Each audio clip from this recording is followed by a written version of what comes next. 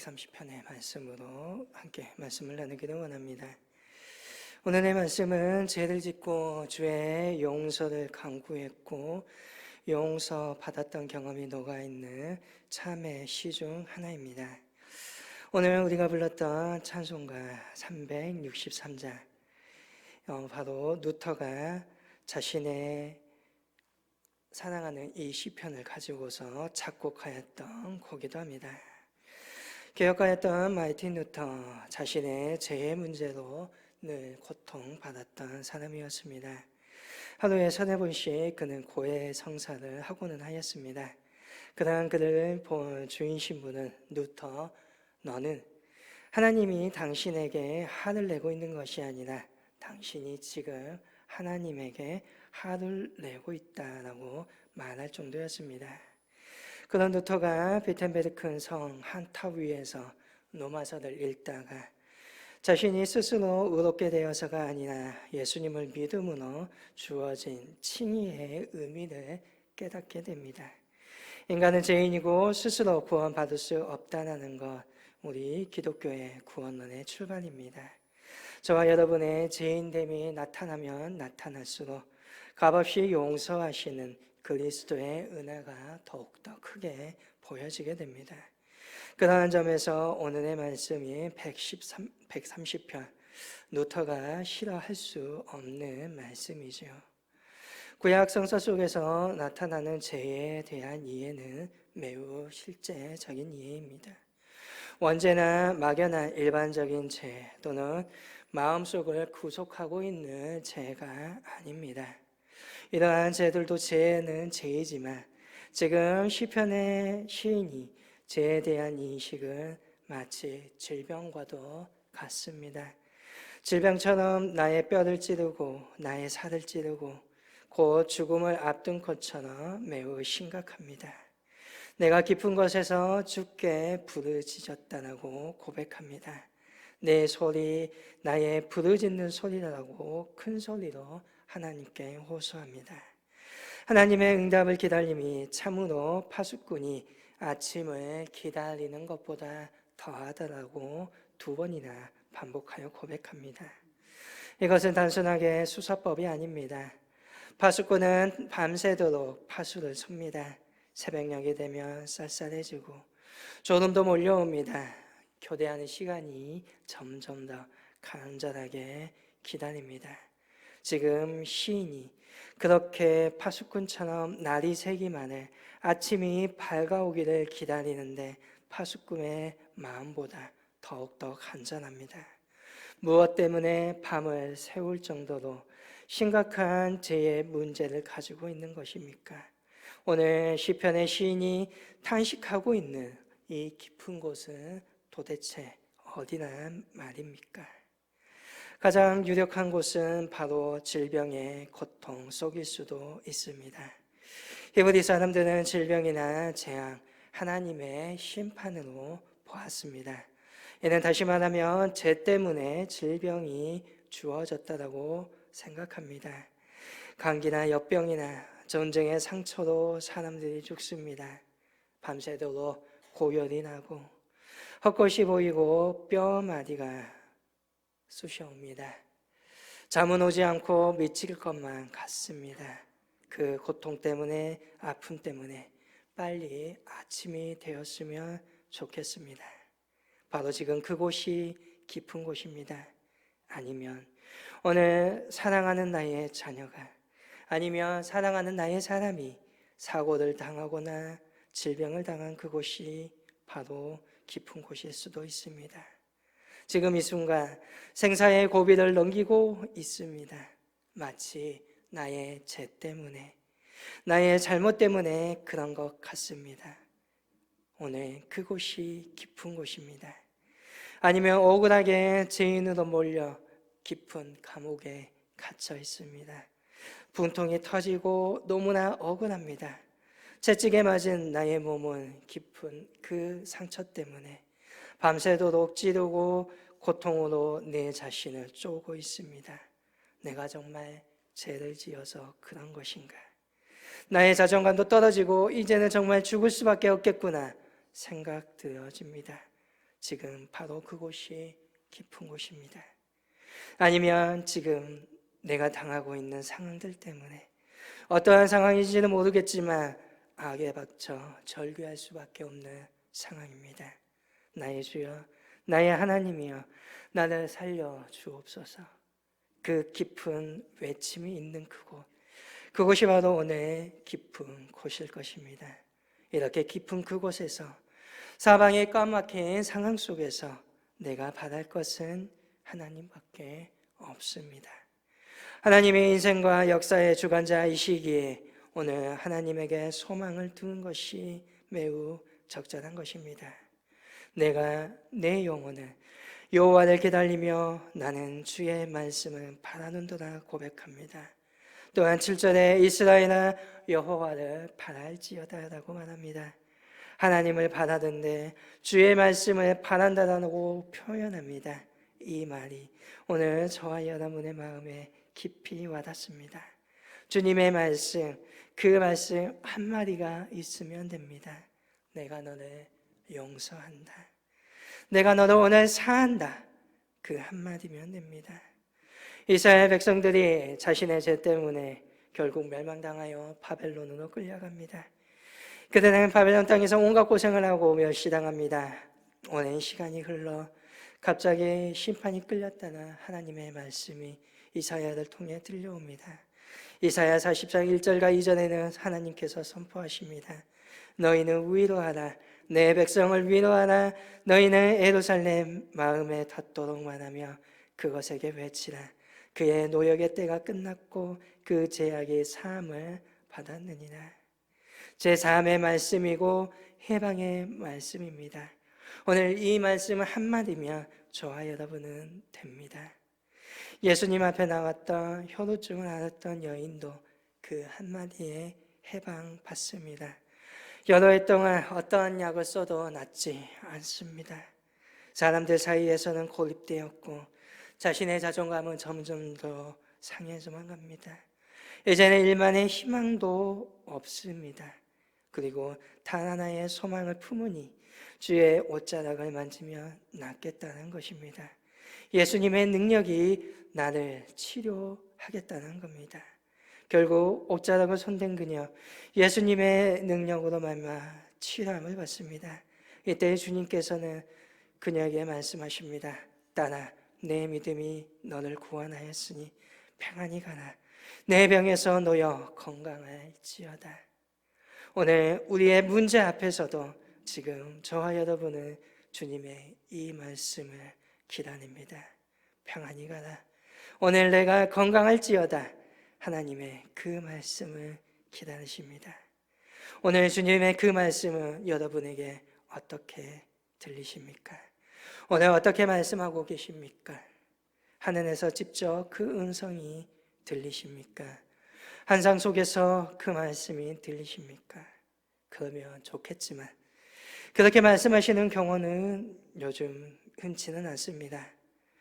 오늘 우리에게는 그럼에도 주님께서는 말씀하십니다. 주님의 그 용서의 말씀을, 그 회복의 말씀을 어떻게 받고 있습니까? 그것은 저와 여러분의 삶 속에 결과도 받고 있습니다. 내가 밤새 끙끙 앓고 있다가 아침이 되어 나아 있습니다.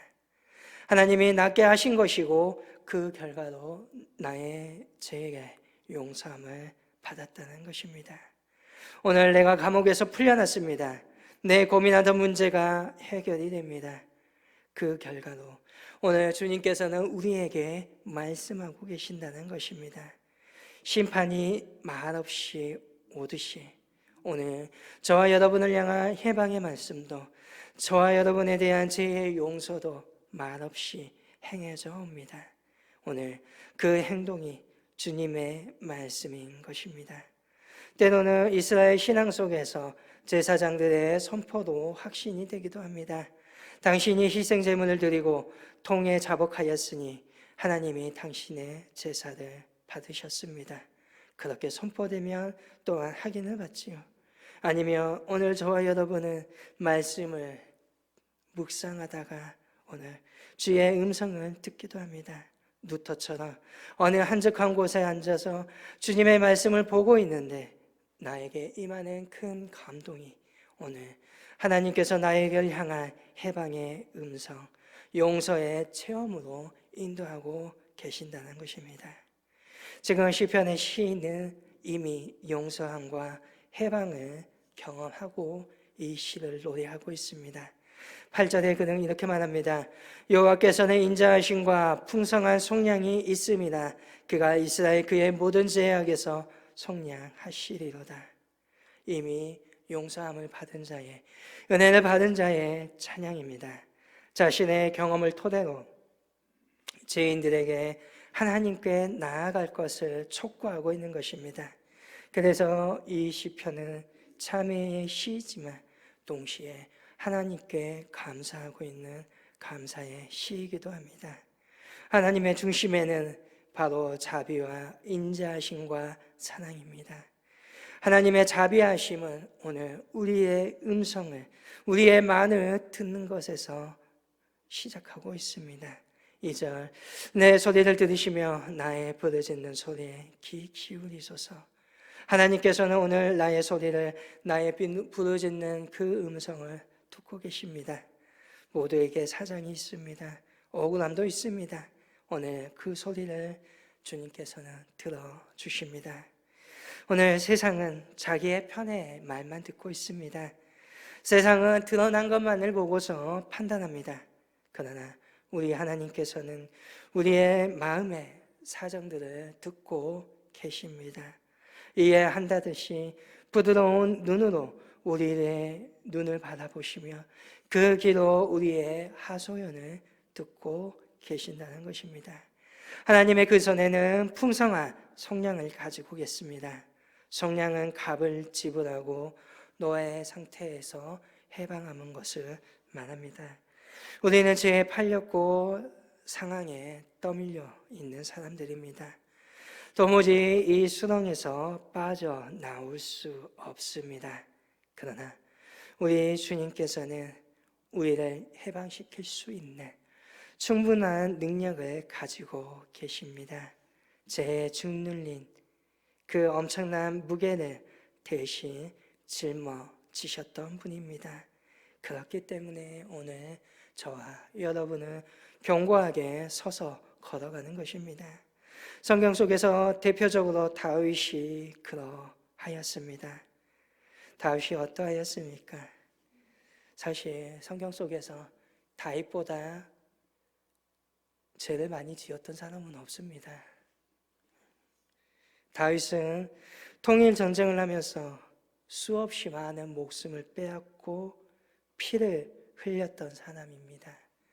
사울의 가문을 몰살시피 끌고 갔던 사람이기도 합니다.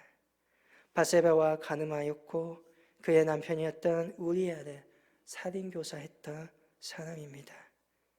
이 때문에 나라가 분열되는 내전을 겪어야 했고 불륜의 씨앗이었던 아이는 죽는 벌을 받기도 합니다.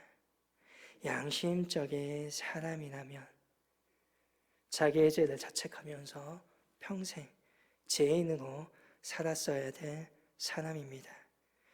그런데 다윗은 시편 3편에서 이렇게 고백합니다. 천만인이 나를 애워싸 진친다 하여도 나는 두려워하지 아니하리로다.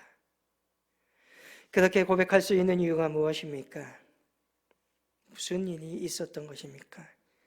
사실 하나님의 용서를 체험했기 때문입니다.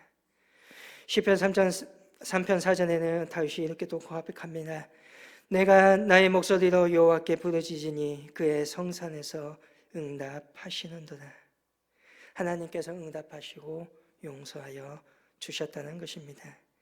물론 이 말씀을 오해하지 마시기를 바랍니다. 죄인은 분명히 그의 죄의 값을 받게 되어 있습니다. 다윗도 죄의 심판을 분명히 받았습니다. 그 책임도 감당해야 했습니다. 그러나 하나님께서는 그 또한 용서하셨습니다.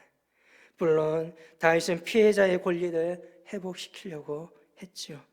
또한 용서는 그 피해자로부터 직접 받기도 하였습니다. 그러나 사람이 평생 자책하면서 죄의 노예로 살아갈 수 없습니다. 오늘 그렇기 때문에 하나님께서는 용서하시는 것입니다. 이제는 자기 자신이 자기를 받아들일 필요가 있다는 것입니다. 물은 이미 물컵에서 엎질러져 버렸습니다. 더 이상 그것을 컵에 다시 담을 수는 없습니다. 그러면 그 이후에 어떻게든지 수습하려고 노력해야 하는 것입니다. 절망 가운데 있고 고통 가운데 있는 것이 아니라 이제는 용서받기 위하여서 한 걸음 발을 내밀어야 한다는 것입니다. 하나님께서 용서하셨다는 것은 바로 이러한 시작을 위한 한 걸음의 요청인 것입니다. 망가져버린 삶에 좌절하지 말고 다시 고쳐보라는 것입니다. 거기에서 일어나서 다시금 사람답게 살라는 것입니다. 실패한 자에게 일어서야 할 기회를 주시고 넘어진 자를 다시금 일으켜 주시고 죄인된 자를 용서하여 주심으로 말미암아 바로 다시금 한 번 더의 기회를 허락하여 주십니다. 이것이 바로 하나님의 인자요 풍성한 속량이라는 것입니다. 아침에 주님의 인자하심이 나타나는 것입니다.